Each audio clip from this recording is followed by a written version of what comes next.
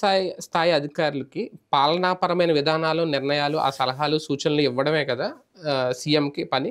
వాళ్ళే అక్కడ సైలెంట్‌గా ఉంటే ఇంక పాలన సజావుగా ఎలా సాగుతది? జగన్మోహన్ రెడ్డి గారికి అన్నీ ఎలా తెలుస్తాయి? తీసుకునేవాళ్ళెవరు? హ్మ్. నాయకుడిని బట్టి ఉంటది. ఇప్పుడు ఎన్టీఆర్ గారికి సంబంధించి ఇంతకుముందు జేపీ గారు చెప్పింది గుర్తుంది కదా! జయప్రకాష్ నారాయణ గారు. లోక్‌సత్తా. ఆయన నాకిట్లా కావాల్సిందే అన్నారు. హ్మ్. లేదు సార్ ఇట్లా వర్కౌట్ కాదు అన్నప్పుడు హ్మ్. వినేవాళ్ళు హ్మ్. అన్నట్టు. హ్మ్. ఒక పివి నరసింహారావు, హ్మ్. ఒక ఎన్టీ రామారావు అట్లాంటిది. అతిశయం ఉన్నా అర్థం చేసుకునేవాళ్ళు. అధికారికి గౌరవం ఇచ్చేవాళ్ళు వాళ్ళు.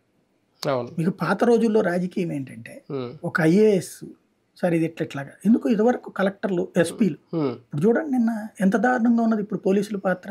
అవును. ఏందిట్రా ఏంటది? హ్మ్. లేకపోతే ఏంది నువ్వేంది వైఎస్ఆర్ కాంగ్రెస్ పార్టీ వాడివా? ఆళ్ళిస్తున్నారు జీతం నీకు? హ్మ్. ఇట్లాగ మాట్లాడేటటువంటి స్టేజీలో ఉంటే హ్మ్. ఎవరు నీకేం సలహా ఇవ్వగలుగుతారు?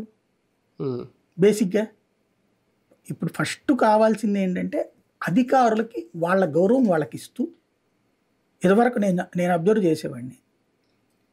జిల్లా పరిషత్ మీటింగ్ జరుగుతున్నా, మున్సిపల్ కార్పొరేషన్ మీటింగ్ జరుగుతున్నా, కమిషనర్ గారు ఇదిగో ఇప్పుడు వీళ్ళు ఈ ఏరియాకి రోడ్డు అంటున్నారు.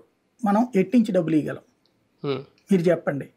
మేయర్ నేను మున్సిపాలిటీల మీటింగ్లు ఇవి కూడా కవర్ చేశాను. కార్పొరేషన్స్ మీటింగ్స్ ఇవి కూడా కవర్ చేశాను. హ్మ్. పంచాయతీలు చూశాను, జిల్లా పరిషత్తులు చూశాను, అన్నీ చూశాను నేను. హ్మ్. ఏళ్ల తరబడి ఫీల్డ్‌లో తిరిగినటువంటి వాడిగా నేను అబ్జర్వ్ చేసింది ఏంటంటే ఇప్పుడు ఇదివరకటి రోజుల్లో టీ. వెంకటేశ్వర